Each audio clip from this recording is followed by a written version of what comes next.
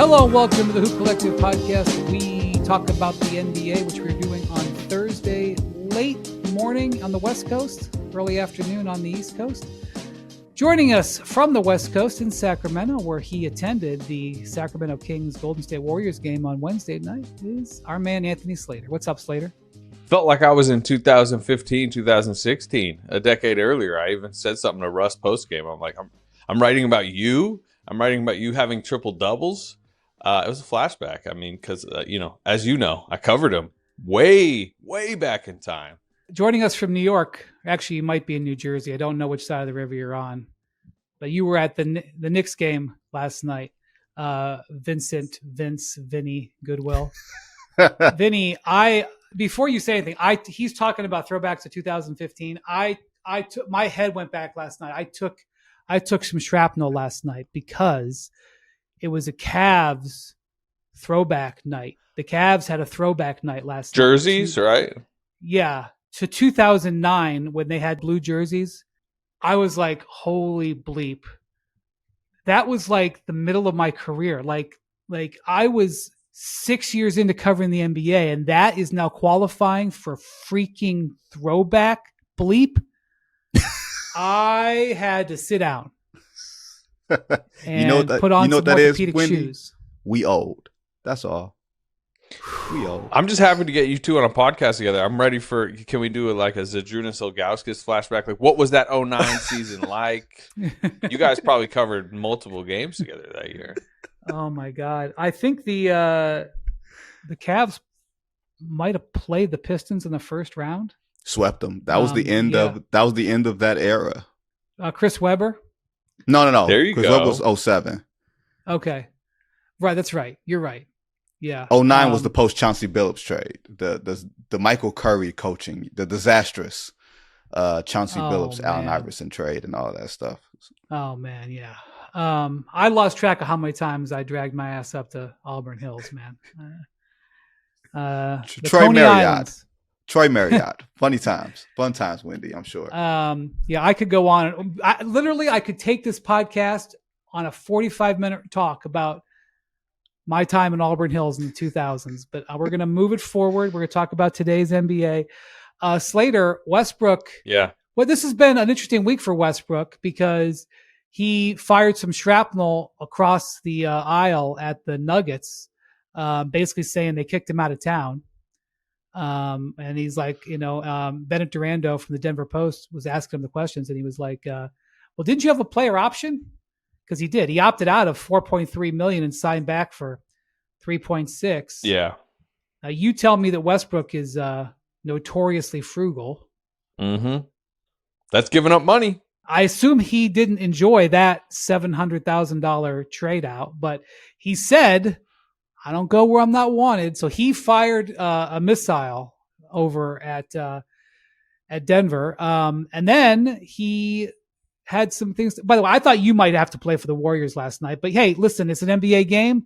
The Kings were missing some dudes too. Westbrook. Kings weren't just missing some dudes. I mean, both sides were severely depleted. Right. They were missing Sabonis, Levine, and Keegan Murray. Russell Westbrook's been basically starting at the 4 for them, power forward. He's guarded Lauri Markkanen and he's guarded Giannis. He's been awesome. And he signed a week before camp. You mentioned, giving up the player option in Denver for a little less money. He also walked himself into a very unknown summer, right? He didn't sign until, September, whatever it was. But he's been great. He's been one of their, 3-4 best players, starting now, playing 35 minutes a night. You mentioned it, 23 points, 16 assists, 10 rebounds last night. It's a win the Kings needed. And 204th triple-double, 18th season, turns 37 next week. I mean, those nights are reminders of like the accumulation of his career and how unbelievable it was, including in the press conference, he makes a statement, I'm the greatest rebounding guard ever. And I just asked like, hey, is that like statistically driven or like when did you try to claim that? And he was basically looking at me like, look, I've always claimed it. But then Josh DeBow from AP's in there, and he literally had the stat up for his story saying, actually, tonight you passed Jason Kidd for the most rebounds ever by a guard. Tonight was history. And he's like, I didn't even know that. But again, it's just like this. He is the greatest rebounding guard ever. And I think sometimes within what the later stages of his career has been, this is now his 7th team. We kind of forget a little bit of just what he statistically has meant historically. Vinny, is he the greatest rebounding guard? I'm sure Oscar Robertson might have something to say. I'd have to. I saw that. I mean, I didn't just hear it in this second. I haven't really thought about it. I mean,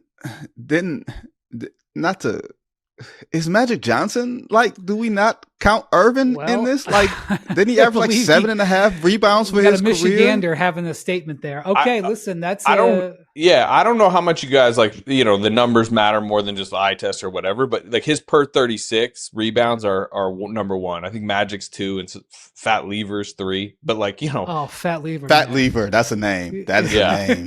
That is a name. But the numbers, 90s. Again, I mean, I think some people would argue like he's hunting the numbers in a lot of ways. Well, you remember Steven Adams in that year? Yeah, Steven Adams, part of his job description was to block everybody out of the way so Russ could get free throw rebounds. I mean, beyond just the numbers it produced and the triple double, it's like that's actually a pretty wise strategy. You wipe the defenders out, and your fastest guy on the floor gets the rebound. I'm not mocking it. Or how about outlet passes? Like, what would Wes Unseld say about Russell Westbrook saying, "Hey, how about you just clear out and let me grab the rebound?" I think, because I was one of those people in 2017 that did not vote for Russell Westbrook for MVP because I felt like we, as a voting block, mass of people, we fell in love with the number 10. Like, I asked so many people, if Russ averaged 31, 9, and 9, would he have won MVP? And people said no. Like, so what are we doing if we're falling in love with a round number? It's a fair point. But on the opposite end of that, the effect of, like his spirit, like the effect of, like, he's an ass kicker, right? And he walks into a locker room and that sort of thing permeates. And I think with the Kings, you have very docile personalities like Zach LaVine, Domantas Sabonis, DeMar DeRozan. He's a vet, but he's not a get in your face sort of vet. Russell Westbrook is the guy that is operating with organizing team dinners, mandatory team dinners on the road, and you better show up. And if any other player is doing that, are you showing up? But if Russell Westbrook is telling you to show up for a non-optional team dinner, you're showing up because you don't want that smoke on the other end. So I think there's a duality to the way that we talk about it. Yeah, there's the stat hunting and everything else, and that's kind of cringy because that came to define him for a few years. But there's also this dogged leader that people genuinely respect, especially for a team like the Kings that needs it. Like, Russ can't fit on every team, but for a team like the Kings, he almost fits perfectly with what they need right now. It's very purposeful. That was done by Scott Perry, the new GM, with Doug Christie as the head coach, because that's how they're trying to build this team. And this is, in some ways, in many ways, is kind of going to be a lost season for the Kings. I mean, I think we all agree it's not necessarily going anywhere, but this is year one of a regime that is trying to reform the image. Kind of opposite of what the roster says it should be in a lot of ways. And the idea of adding Russell Westbrook is what you were saying. They want an edge. They want to become like this defensive, like, grit team. Again, I think they're going to, like, it's going to take some years and some retooling and some roster change, but this is a mindset thing. Some defensive grit. Let's trade for Zach LaVine. I like Zach LaVine. Hey, that's why I said the new regime that, again, although the same owner still sits atop who, I think we could all say green-lit the Zach LaVine deal, but you got to think Scott Perry is a son of a Pittsburgh Steelers, executive, and was an executive himself with the Detroit Pistons during their era. Like, this is a tough-minded dude who views basketball through a certain prism, and he's going to build a roster that has a certain element of toughness. He's not shying away from Steelers that. camp every year. I was talking to him the other day. Yeah. He's like really friendly with Mike Tomlin, and Mike Tomlin opens the doors every year, and he goes for like multiple days. And this year he brought BJ Armstrong as assistant GM and Doug Christie, and they like stayed out in the dorms of wherever the Steelers. St. Vincent College, right? I think that's where they spent like 5 days out there. And so, that's why he got Russell Westbrook. This is the type of team he's trying to build. Look, Scott Perry was my teammate for a couple of years at ESPN. So I rooted for the best. I just think the roster is in a tough spot. Slater, can you update us on where the Warriors are? Like Draymond, and then Jimmy Butler hurt his back. Draymond was out. Steph's got an illness. What's the status there? Was it wine? Was it wine flu? No, it was like a legitimate flu. He sounded horrible post game after the Pacers game, like coughing, sniffling. It said it was getting worse. I talked to him in the locker room afterwards. It's like stay back 8 feet unless you want to get this. He stayed home. He was like, they did a pregame huddle yesterday in Sacramento. He was on FaceTime. I don't know which player. Somebody had the phone up and he was on FaceTime in the huddle. But he was legitimately sick to the point that he told Steve Kerr yesterday the symptoms were still worsening. And I wonder about his status Friday against Denver. Butler went up for a dunk in Indy, kind of back tightened up. It's kind of the age of this team. Tried to play through it, in the Suns game. Had to ask out after 14 ineffective minutes. I expect him to still try to give it a go Friday in Denver. Draymond, I think it was they just utilized the mass rest type night. Draymond actually was the one of the three that made the trip to Sacramento and was on the bench. So they're generally fine as far as you'll see them soon. But I will say, if you're going to ring some alarm bells, it's 8 games into the season, and Steve Kerr's on the podium talking about how wiped out their stars are. I know it is a condensed early season schedule. They're about to go on a 6-game trip. They've already played 3 back-to-backs, most in the league, but it's November 6th, and they're talking about being wiped out for a stretch. Not a great sign. I have 2 Warriors comments. The next time I see Steph Curry, I don't know when that's going to be, but I am going to talk to him about what I think was one of the greatest feats of his career, which just happened. Okay. In this golfing thing that he did with Bryson DeChambeau. Oh, okay. Yeah. You're acting like it's like I'm joking. He was really proud of the way he played that day. Rightfully so. Do you have any idea what I'm talking about, Vinny?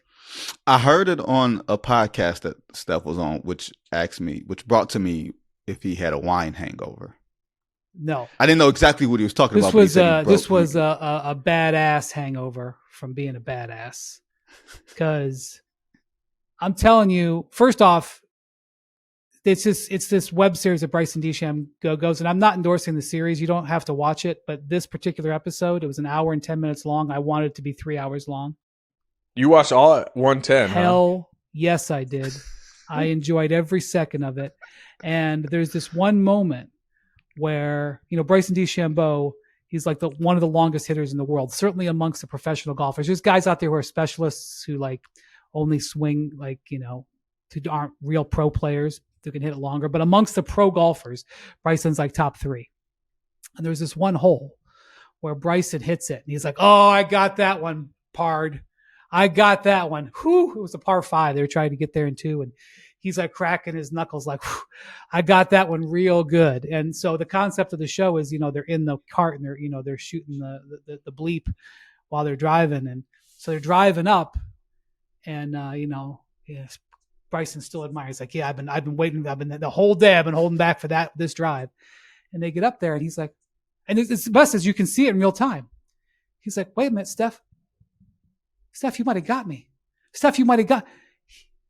First off, he hit 7 jaw-dropping shots in the round, and it was a scramble. And I think they used more shots of Steph's than Bryson's.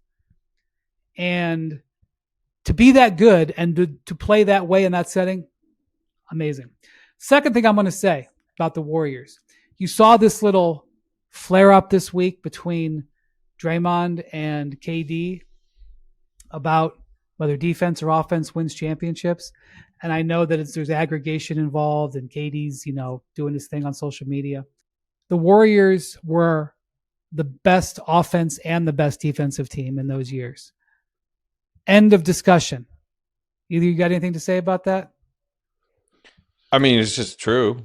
Okay. So I'm over. I'm tired of it. Look, Draymond is going to get his takes off, including on the NFL. I think he made some headlines this week talking about Dak Prescott. And Kevin Durant is going to respond to takes he sees online. And your assessment is correct. I mean, that's why they were dominant in that era. Think about, the front line with prime KD, prime Draymond in late prime Andre Iguodala with Klay Thompson, prime Klay Thompson as your just hound on the perimeter. Yeah, those were pretty good defensive teams.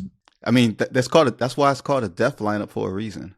And it wasn't called a death lineup because of how great they were on offense. Like that was a byproduct, but because you were able to cause like hell on teams for 10-minute stretches where you just prevented them from scoring and you could run away and hide because you could turn defense into offense better than any team in NBA history. I mean, look, man, that 2017 Warriors team might be the greatest single season team. Number They think one, so. number one Period. in offensive rating, number 2 in defensive rating. And it was close enough to the Spurs that if there had been a different last week of the season where they maybe played, they might have been number 1 in both. Okay. Then 17-18, where they already knew they had everybody beat. Like they knew no one was touching them. So they were 3 in offense and like 6 in defense. And that was when they knew that if they just had to tap the gas, that they could just take anybody down. So I'm just saying, number one. All right. Sorry. Detour. Benny, you were at the Knicks game. Yeah. The Knicks are starting to power up. I don't know if anyone's paying attention. They are now in the top 5 in offense. I think over the last like 7 to 10 days, I think they've been actually the number 1 offense in the league, or right there with Houston. Houston's scoring some serious points these days. Josh Hart has come back from he started playing a while ago, but from his back injury, he's sort of been reanimated. I know they got off to a sluggish start, but, and I know there was a whole Karl Towns thing, but, the Knicks are going to be all right, I think. Well, by all right, it depends on what we mean, right? Like, I think we're going to get to, if the rundown is correct, I think I might have a take for you later on. But as far as the Knicks are concerned, Mitchell Robinson last night played 16 minutes, had 9 offensive rebounds and 2 block shots. Like the fact that you can control in today's NBA, if you can control possessions, they shot 53% from the field and like 40 from 3, and he had 9 offensive rebounds in 16 minutes. Like the fact that you were able to control that many possessions in that little stretch of time in a game where you're offensively efficient. And it's not the Jalen Brunson show. It wasn't the Karl Towns show. Like OG Anunoby and Mikal Bridges are really sort of having great years. Like OG Anunoby is, I want to say, career high shooting from 3, career high rebounding, career high steals rate, career high scoring so far. Small sample size, right? But I think A, they play really well at home, Wendy. B, they're kind of a bit of, don't say front running team, but if they get some positive reinforcement, they're going to be fine. And even though they don't necessarily scare anybody in the Eastern Conference, like per se, they are bona fide. Like this is a really good top 7. I don't think anybody can deny that.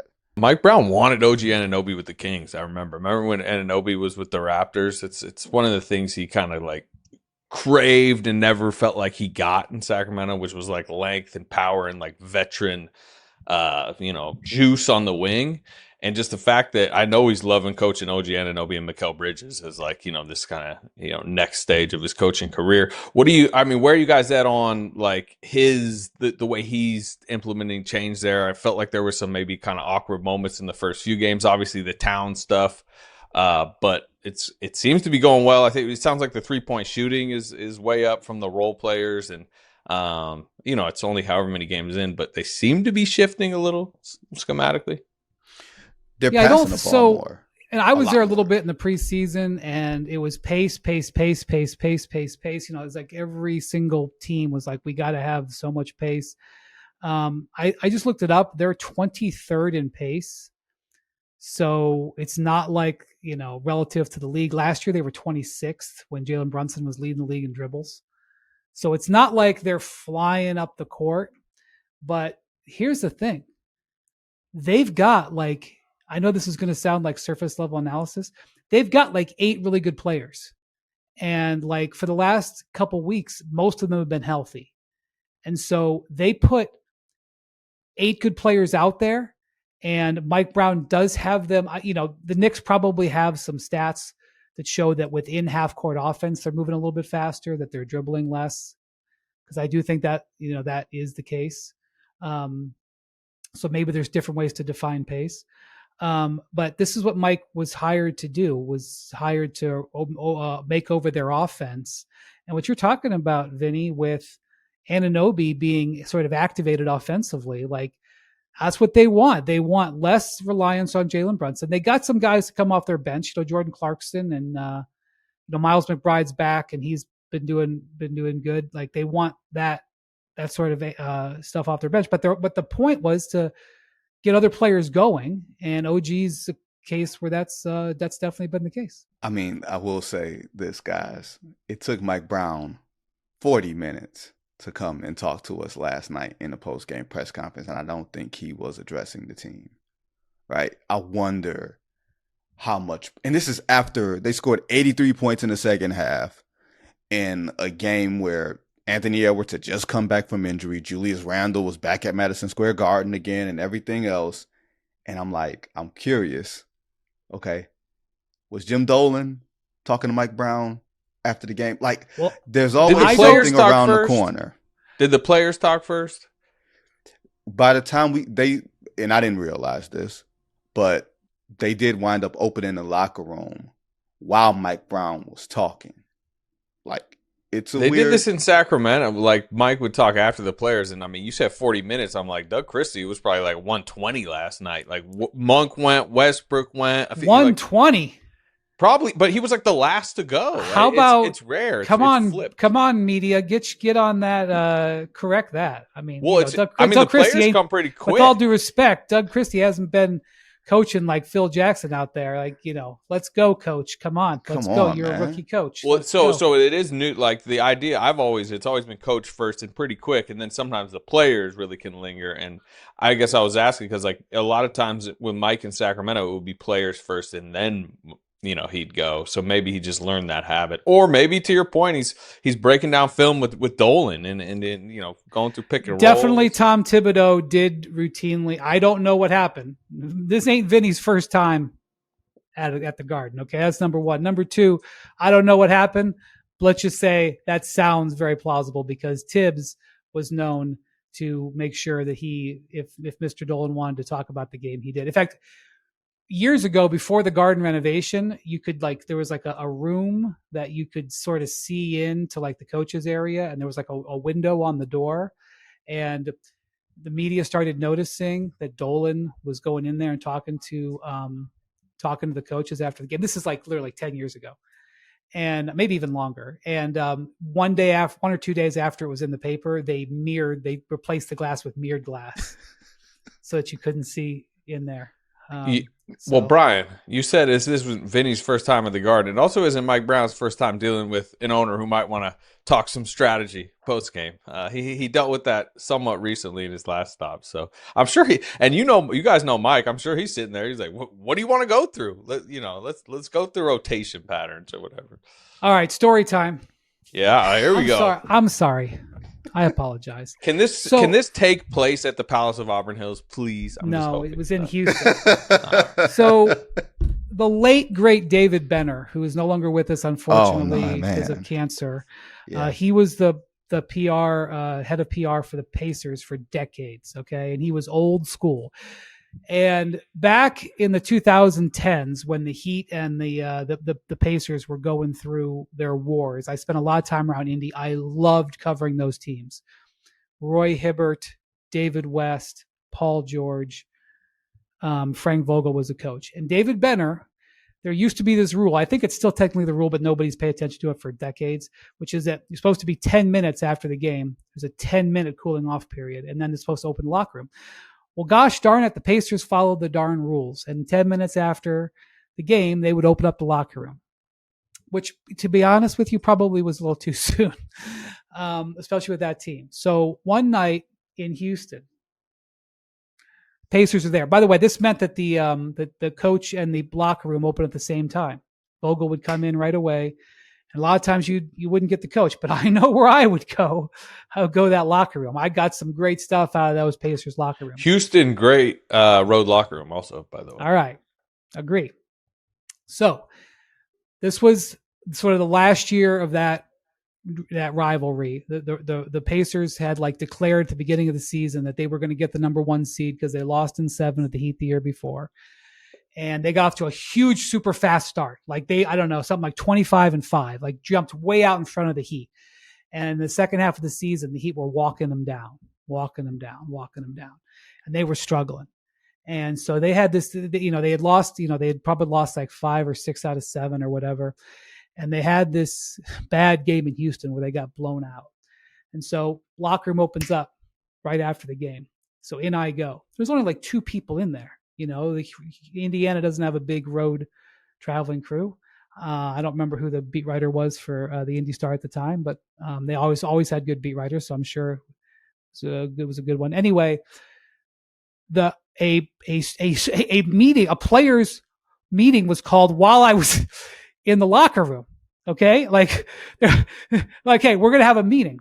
So David West calls over who he thinks is like the important players, calls over Hibbert, calls over George Hill, calls over Paul George, calls over, I don't remember if Jeff Foster was still on the team. Danny Granger still a vet on that team. Danny Granger, I think Maybe. they traded him that year. I think they just traded then. him. That was sort of an indication of their concern.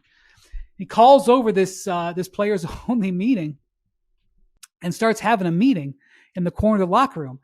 And like Paul George, it may not have been Paul, it may have been somebody else, notices that Lance Stevenson hasn't been called over to the meeting in the corner because Lance is over there talking, some trash with somebody else.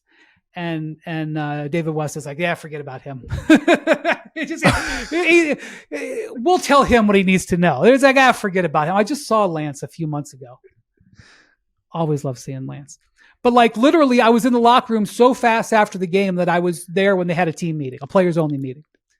So that's pretty good. Did you write about it that night? Yeah, I was about to say, did you write about it?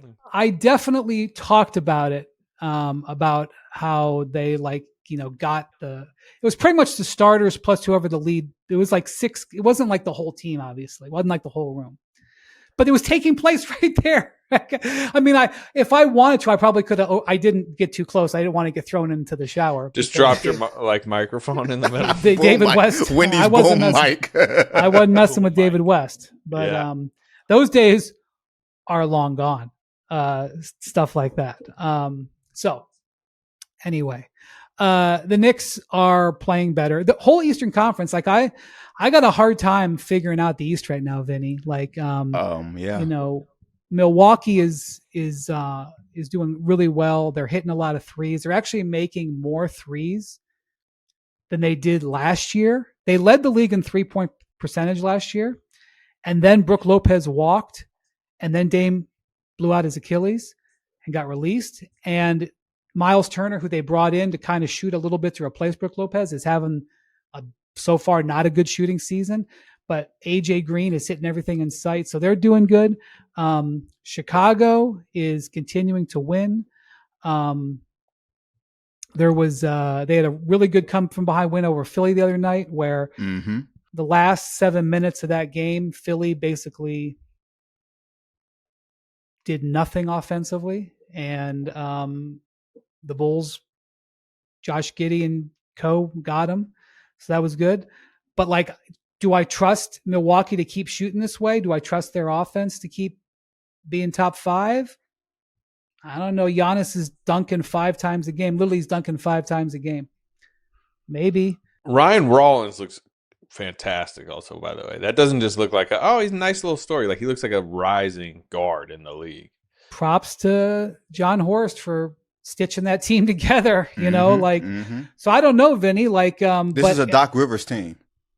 This is a Doc Rivers pulling a 50-win season out of your keister when you expect absolutely nothing. Like, this looks like that 2019 Clippers team, right? Like, before they got Kawhi. And I Paul covered George the first round of that series. That's rookie Shai Gilgeous-Alexander. He was like defensive specialist for that team. They took the last Durant Warriors team to 6 in the first round. That is the I'm Kevin Durant, you know who I am series, because Beverly was bothering him. Montrezl Harrell. That was a fun Clippers team. Yeah, Steve Ballmer loved that Clippers team. He was rocking that arm on that sideline all the time. He loved watching that Clippers team. And then that summer they hit fast that's forward. what he was doing. Kicking the legs. Yeah. In his plaid shirt, he's worth $170 billion and he wears like $40 shirts. Jerry West, the late great Jerry West, his last great act.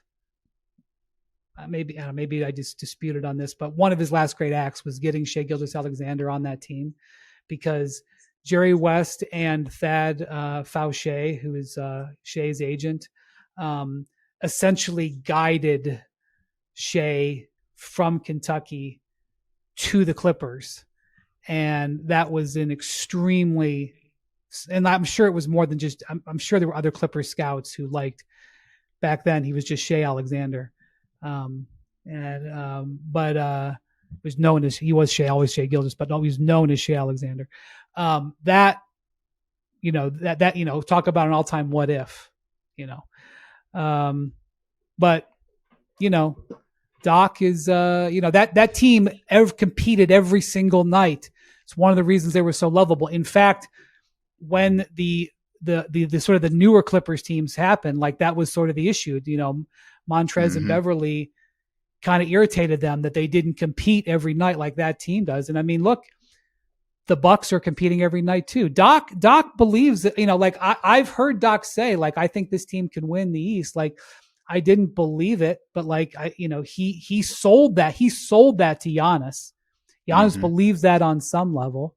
So that matters. Part of that is like the lack of a juggernaut in the East, right? I mean, I think Agreed. we'd all agree it's wide open in a sense. So, and not just that. My general question is, and I don't know if you were going here, Wendy, but there's no second tier or defined tier 2 in the Eastern Conference where you were talking about, well, how does Milwaukee look? How does not Cleveland, how does Chicago look? How does Philly look? How does Detroit look? I'm sure like there's no defined team that's behind Cleveland in New York as like, okay, this is who's chasing those teams. To me, that's what makes the next 2.5 months really interesting in the Eastern Conference, because Milwaukee doesn't have the assets to make a move. Like, they're up against the second apron, right? If you are one of those teams, if you are, say, maybe the Detroit Pistons, and I'm not saying it's because that's a segue, Wendy, and everything else. That's a segue. No, but just in general, if you are a team that has the assets, the picks, the players to go and make an impactful personnel move because you see an opening, because you're not afraid of Cleveland and New York, one of those teams is going to step up. Like, the rosters that we see now are not going to be the rosters that we see come the trade deadline. Like, let's say Orlando gets their stuff together. Atlanta's a team to watch just because of the Trae Young stuff. But if you are a team like Detroit, do you say, you know what? Let's call Danny Ainge and see if we can get Danny Ainge on the phone and see what it would take. It would take everything, right? Because Danny Ainge is going to rob you, right? But what would it take for Lauri Markkanen? All right. See, Slater, we were having a nice little early season podcast. Yes. And I'm sorry. Vinny Did I do something? No. He deadlined it up. No, he poured some. He's like, listen, we're gonna downshift. Yes. Yes, this is not the first time I've had this conversation. Could Detroit? Okay, so first off, Detroit is 6-2. And not playing well offensively. Cade is his numbers are ordinary. I mean, they're good, but they're like ordinary. Jaden Ivey's not really doing much. He's not playing yet. Yeah, Jalen Duren and Isaiah Stewart are having some games, but they're 6-2, and they kind of have to look around and say what you just said, and like, it's not the first time it's been raised to me. They control their draft picks, right? They've got tradable contracts on their roster. For example, the Duncan Robinson contract was, they signed him, it was a sign and trade maneuver. It was an effort to fill in some of their 3-point shooting loss. I mean, but that contract was signed to be able to be used in a trade after December. It was basically a quiet version of the Kuminga contract, right? I mean, it's not as much bluster, but kind of the same tool. Well, it's a contract that, that I don't think I've ever really seen before, which is that, I mean, maybe it's happened before, but it was 3 years and like $45 million, but only the first year was guaranteed. Mm-hmm. You very rarely, I mean, you see some big non-guarantees out there, but you rarely see only the first year of a 3-year contract at that level be guaranteed. And then, of course, and by the way, I think I don't want to. Tobias Harris is a similar deal. Yeah, Tobias Harris, I don't want to say oh yeah, just trade him because he plays an important role there. He's really helped them. But right, real talk, Tobias Harris is on an expiring $26 million contract. If you want to talk about something that might happen, you talk about that. Also, the contract they signed Karis LeVert to in the summer, it was a 2-year contract. If they had to, very tradable. So, Trajan Langdon and Dennis Lindsey, they think this team might be able to do something. But if you're looking for a team that might be sniffing, Detroit's on the list. And so now you're bringing it up on November 6th, Vinny. So but I'm in agreement with you. I think in the last 2 fourth quarters, Cade Cunningham in Memphis and last night home in Utah, so take it with a grain. 19 in the fourth quarter in both games. The overall numbers, he got to a slow start, especially shooting. But that whole clutch thing and recognizing, a game is here for the taking, I'm going to take it. That is an element that of maturity that you're seeing in him. And he's doing this without a second guy. Like Duncan Robinson is shooting 40 from 3, but on very low volume relative to today's game, just because he's older and can't get to the open shots the way that he needs to. And their defense, I think, is really, really, really good. You can play bigger now in today's NBA. Like you can play Jalen Duren and Isaiah Stewart together, and Ron Holland and Asar Thompson. I think, guys, we're going to be seeing something here. We can pay a lot of attention to Amen Thompson, but Asar Thompson ain't far behind. But I think there's a world for them to keep the Asar Thompsons of the world and the Ron Hollands of the world, and to get a bona fide second scorer that can aid Cade Cunningham. And the question you just generally have to ask Cade Cunningham, and not Cade Cunningham, Trajan Langdon and JB Bickerstaff and owner Tom Gores is, are you happy with the internal growth from everybody and maybe get into the second round this year? Or do you want to go for it because you are looking at the East and saying, this is for the taking? You should maybe ask Cade Cunningham too. He's probably rising to that level where he should be. I actually think he's management. It's kind of comparable. I mean, Orlando doesn't have a player like Cade. They don't have an All NBA. Well, I don't know. Well, Paulo's supposed to be that. Okay, okay. Let me take a step back. They might. Cade has proven to be I think a cut above Paolo. I think Paolo can get there, but Orlando had this same sort of set of circumstances, and they went out and got Desmond Bane. Now, they liked Desmond Bane because they liked how he fits. By the way, Orlando's off to a very rough start. They're getting no offense. We'll talk about them at a later time. But Orlando had the same sort of circumstances, and they were like, okay, we're going to go get a guy that we think matches with our group of players. They've got Paolo signed long-term. They've got Franz Wagner signed long-terms. They've got Jalen Suggs signed long-terms. They go, let's go get a guy who's signed long-term, who fits our group and does that. And so I think Detroit, I don't think what you're saying, I don't think you go rent a player. No. You're not going to go say, hey, let's try to do this in 25, 26 necessarily. But if you can find a player that you think fits next to Cade and next to Duren and, those young guys, today is not the day where this would happen, but this is a conversation that other people are going to be having, I think. Let's put it this way. This is a conversation that Vinny brought up that smart people in the NBA are having. And I'm not that smart. It wasn't me. Somebody who I think is really smart said it to me this week. What about Detroit? Could Detroit get, what should happen? Detroit should go for player X, which I ain't going to say right now because I ain't looking for aggregation. But is player X a pretty spicy name? No, it's not a spicy name. It's a Okay. name like Desmond Bain, who you didn't necessarily see being traded, but would fit, and would fit with them. So because we didn't see Bain getting traded. That kind of came out of nowhere, and they paid a premium. Well, Detroit's in position where they could pay a premium, and because they're in good position on the aprons, and because they control all their assets and they got expirings, they could do something like that. But you just had it. Hey, Slater. Yeah. Vinny is a verified ESPN guy now because he had a sit-down interview. Ooh. He had a sit-down interview with Cade Cunningham. That's cute. Tell us about it. Oh, well, I mean, I guess that was a segue. See, no, he's not quite certified ESPN yet. That was the promote it. Come on. Yeah. Oh, that's a new thing. No, I sat a few days ago now, but no, yeah, it came a few days ago. I did the sit down like a couple weeks ago, actually. So it kind of left. It was one of those weird sit around for 4 hours days. It was a day that a bunch of rallies were being held nationwide. I'm not sure if y'all remember that day. A lot of things were held that day. But the head coach of the team I primarily cover went to one of those. One of the questions that I posed to Cade Cunningham. And I don't know if it made the final cut, so maybe this whole thing can be repurposed. But I asked him, like, hey, you're not happy being one of the most improved guys in the league. He's like, it's not beneath me, but I consider myself somebody who should be in the conversation for MVP. Like, I'm not shy, to say that.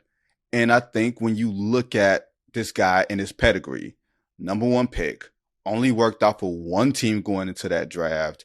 The Kevin Durant's, the LeBrons, the Steph Curry's, they've all given him the certified stamp. Like, he is of a pedigree in a way that we don't see guys being in a pedigree anymore. Like homegrown, American-born players, like that sort of thing doesn't really exist as much anymore. And I think I will say this, guys, and you guys see if you guys rock with me on this one. Players of today's generation who come up through the AAU program are by and large so exhausted that they don't want to be team leaders and franchise guys when they come to the NBA. It's too much basketball. It's too much of the system. I think that's kind of why you see the Ja Morants, the Zion Williamson sort of are just out of nowhere burned out. Cade has like this diplomat element to him where he understands I'm the franchise guy. Everything revolves around me, not in like an arrogant way. Oklahoma State. Just gotta be Oklahoma State. Then maybe that's what it is. Them Cowboys, right? The only problem from Cade is that he's from Dallas. Like, that's the only issue with Cade is that he's a Dallas guy and he's a Cowboys fan. Like, that's the only thing. Other than that, he fits the profile of everything that we say we want out of an NBA superstar. Go to college for a year, take your team to the tournament, go to a bad franchise, lift them up year after year, and get there. And he's kind of on this trajectory where, I mean, he's if you think about him in the mode of a Shea or a Luka Doncic in terms of big guard, volume, can dominate a game from a bunch of different ways, he's in that category. Maybe not at that level, but he's at that category now. Improving significantly too. I am not ashamed to admit I really watched the NBA through a Western Conference lens. And I tuned into 2 Pistons games. Coastal elites. There we go.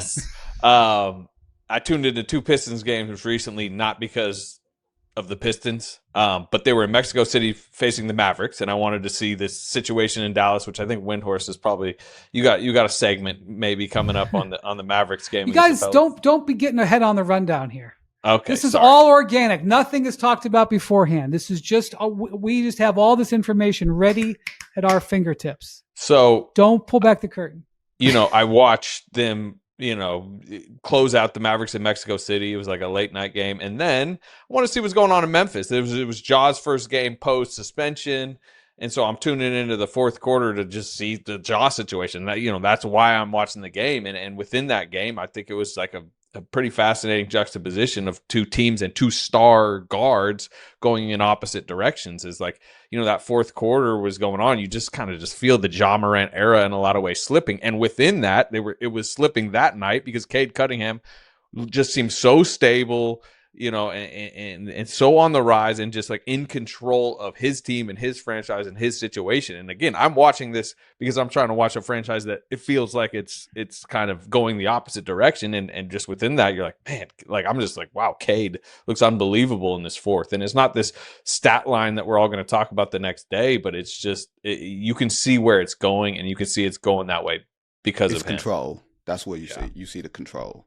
Ja is shooting 14% on threes. He was 1 of 7 on Wednesday night. All right. He's a top Gents, 10 point guard.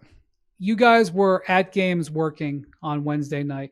He is. Are you you're disputing Bontemps? You don't. Bontemps is. I get your point that he's a top 10 talent. He's just not playing like a top 10 point guard right now. There's not a debate on that.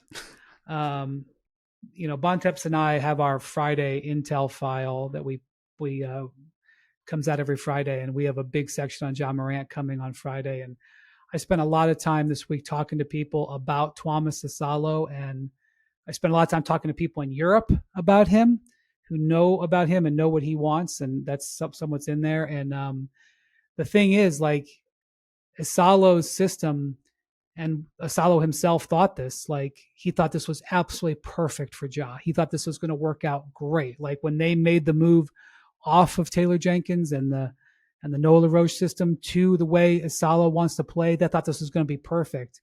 And it's obviously not. And I will just say that I've seen this before with guys who come from college or overseas who have these systems or these temperaments that work over there, and there's no reason why they shouldn't work in the NBA, but for the most part, they don't.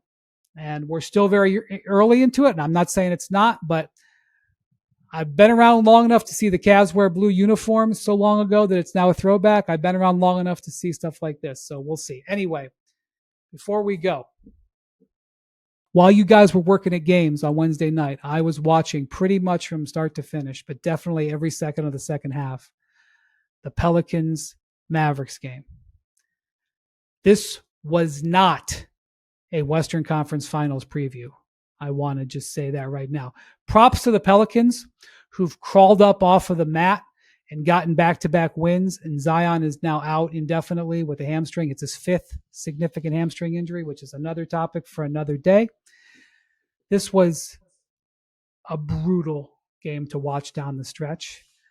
I'm going to tell you, I can't say this like unequivocally like every possession, but generally, without being an advanced scout who knows all of the play calls and whatever, I'm here to tell you Dallas ran nothing in the fourth quarter of that game. Nothing on offense in that game. Look, I got it. I know AD is out and that he would be a leveraging point for their offense. I know that their star point guard is recovering, and they're sort of in this intermediate zone where they might be getting him back sooner than imagined, and so they can't. They ran nothing and got beat on their home court by the Pelicans, who were okay. Sadiq Bey like pretty much willed it home. Trey Murphy made a few plays. They were running, like they were giving the ball to Cooper Flagg and saying, "Cooper, see what you got." And the only way the game got down to the last minute was that Daniel Gafford had a couple of putbacks. He saved her best offense down the stretch of the game was Daniel Gafford putbacks. Despite all that, Cooper had a wide open 15-footer at the buzzer to force overtime. And there was actually a funny moment. So Derek Queen, who I'm still learning about. I learned about these rookies. I don't have this I'm not Jonathan Givony. Okay. I'll never be Jonathan Givony. I'm still learning about these guys, but I'm learning that Derek Queen is kind of a goofball. As I watched Pelicans twice this week. You're the one that gave me like an AJ DeBonsa, like deep breakdown. That is different. I've spent some time getting to know AJ and yeah, that's different. But I certainly wouldn't tell you like I could analyze his game. In the case, I'm still learning. Derek Queen's kind of a goofball. So Derek Queen, I don't know what he was supposed to do, but he kind of botched the last possession. I think he was supposed to step up and defend Cooper. but instead he like backed up to defend like a lob or something. And he like gave Cooper Flagg a wide open, like 15-foot shot. Even though they ran nothing down the stretch, they ended up with a chance to send the game to overtime. Cooper missed it, and he was furious. This is the one thing I do know about Cooper Flagg. He's a crazy competitor. He was furious that he missed that shot. Okay. And Derek Queen was his teammate at Montverde Academy in Orlando 2 years ago. And this guy's got deep background breakdown. I don't know what he's deep cuts. He comes up and he's like, you know that thing that people do? They do the shoulder rub, like, you know. Oh, the Bontemps. Bontemps is known to do it. Oh. I will agree. Bontemps is known to do it. But Cooper Flagg did not want to be touched by anybody in the world in this moment. And he sure didn't want to be touched by the guy in the other team, even if he was his high school teammate. And so he comes up, he has just missed the last shot. And this fourth quarter has been crap offense by the Mavericks. And he's rubbing his shoulder. He's rubbing Cooper's shoulder like, hey man, how's it going? I got you. Seriously, Cooper might have hit him. And another time and place, Cooper might have swung. If this was 1975 instead of 2025, Cooper, he might have given it to him. And then after the game, and this was on NBA, NBA put this on their Twitter. They did a jersey swap, and Derek Queen's had a good week, by the way. You know, he's finished the last two games they've won. Derek Queen was in a great mood. He was swapping jerseys, you know, high school friends, you know, this is great. And Cooper was not amused. Like, go watch it. You can go see it. Cooper's face says it all. And he got to the post-game press conference. He's like, I've never lost like this. And I'm telling you, like, I don't know what's going on. Dallas's situation right now is unacceptable. Well, can I say something about that quick, though? Because it is kind of funny where the short-term goals of the organization, and certainly of the general manager, who's like under constant fire, are to win now. And they have a bunch of veterans who are going to be extremely upset about the fact that they're 2-6. But couldn't you take the long view? And I know you guys have at times on this podcast and say, might be good to be 2-6 and to give your first overall pick a bunch of battle scars like missed jumpers, and because you're building around him. Is it better for them to sneak in the playoffs? I'm sure the veterans would love that. Nico Harrison would love that for his job security. Or would it be better to just get a top 4 pick in a loaded draft and rebuild around Cooper long term and get Cooper a bunch of battle scars? You tell me. Look, I will say this. I will just zoom out just a little bit. Jason Kidd put the ball in the hands of Giannis Antetokounmpo. I think it was 2016 or 17, and said, Giannis, you're going to be my point guard. And it was rough at times, but it aided greatly in the development of Giannis Antetokounmpo to the point where 2 years later, he's an MVP, but by that point, Jason Kidd had lost his job, and there was all this controversy around that, right?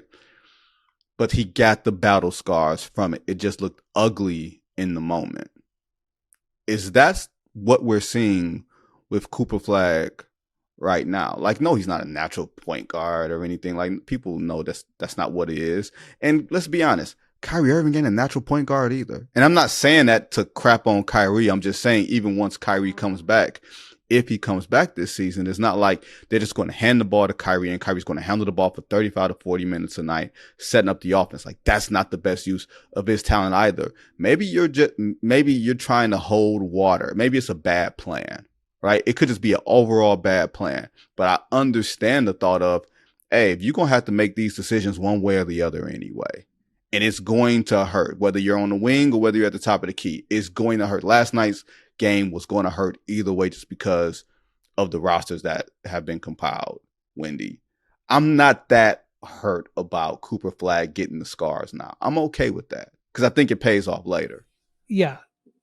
Generally, I think you're right, although Giannis wasn't 18 when they asked him to do it.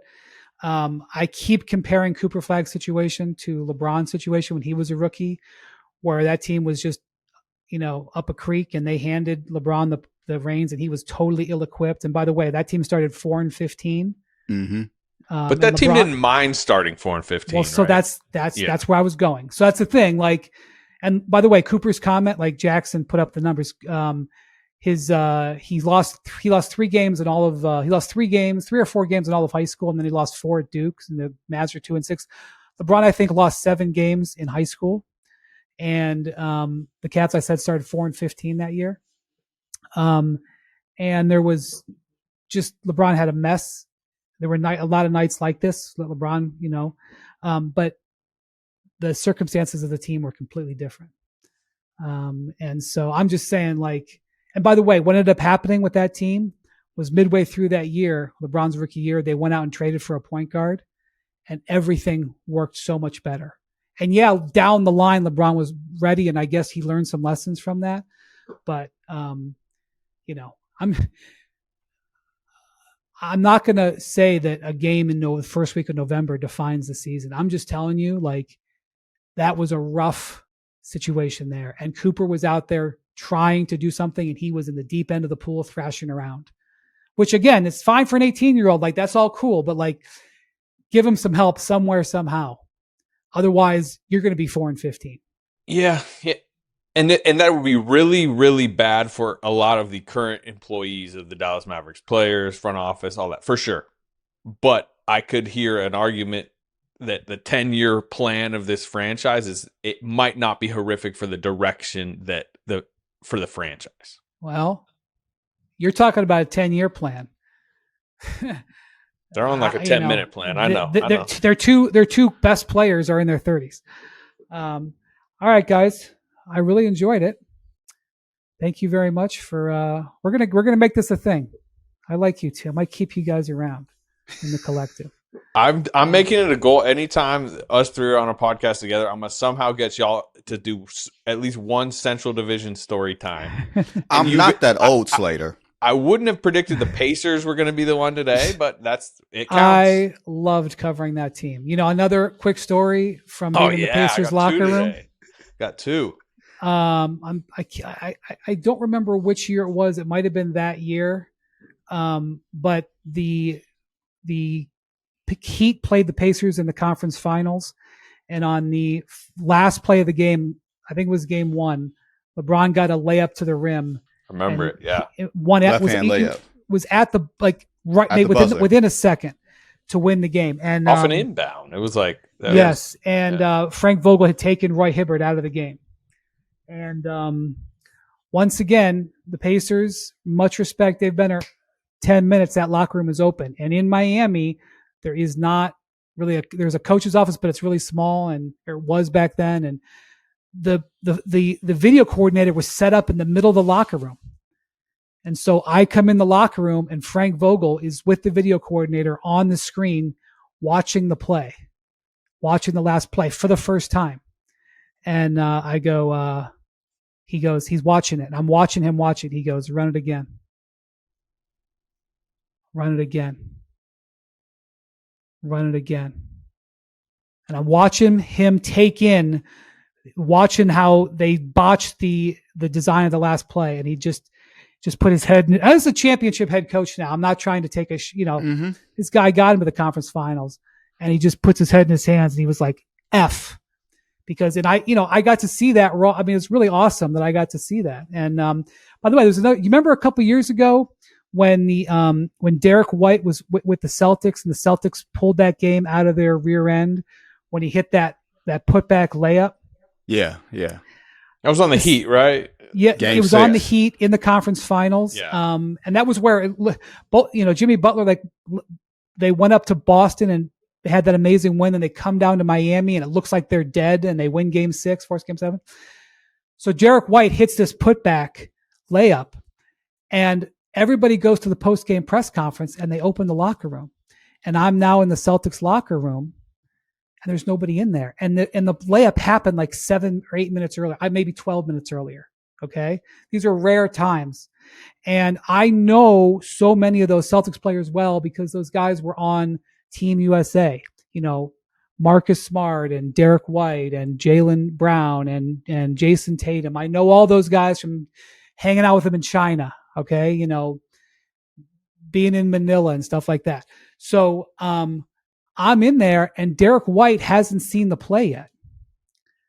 He hasn't seen the play. And Worldwide Wob, our man on X, had tweeted out like a 4-box of 4 different angles. And I remember giving Derek my phone and letting him see the 4 different angles of the play. He hadn't seen the, they didn't have the replay there yet, or the guys hadn't seen it on their phones yet. And he got to see the 4 angles of like the shot of his life to that point. It's like those moments are cool. They're few and far between because they don't open the locker room, and there's reasons for that. But I'm just saying That's pretty cool. It's not as bad as people think. It's still open. It's still raw. Still fresh. No. You Locker cover rooms the in Golden regular State season. Warriors, Anthony Yeah. Slater. That's a They different exist world in than the modern rest of day. us It's mere mortals. Okay. 2025. Come cover a Warriors road Yeah. trip. The And road listen, locker I'm rooms just are saying, open. like I told all these, I wrote all that story that night. Like, the storytelling gets better with access. That's my point. So, all right. Thank you, Slater. Thank you, Vinny. Thank you to Jackson, our producer. Thank you for watching and listening to Hoop Collective all week long. And we'll talk to you guys next week.